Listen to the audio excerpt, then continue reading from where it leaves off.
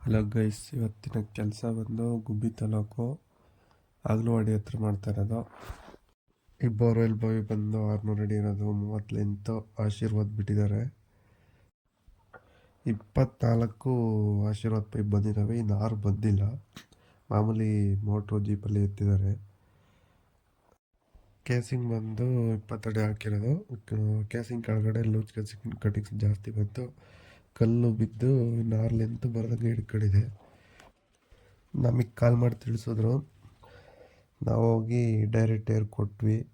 ಕಲ್ಲು ಒಂದು 3 ಕಲ್ಲು ಬಂದು ದಪ್ಪನವು. ಆದರೂ ತುಂಬ ಜಾಸ್ತಿ ರಿಸ್ಕ್ ಆಯ್ತು. ಪಾಯಿಂಟು ಎಷ್ಟಾಯ್ತು, 1.5 ಗಂಟೆ ಏರ್ ಹೊಡೆದಿದ್ದೀವಿ.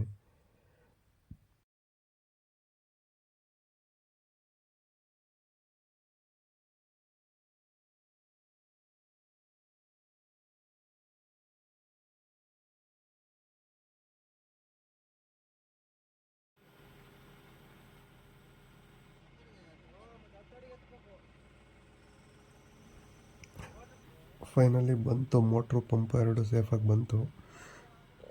ನಿಮ್ಮದು ಇದೇ ಥರ ಯಾವುದಾದ್ರೂ ಪ್ರಾಬ್ಲಮ್ ಇದ್ದರೆ ಇನ್ಸ್ಟಾಗ್ರಾಮಲ್ಲಿ DM ಮಾಡಿ.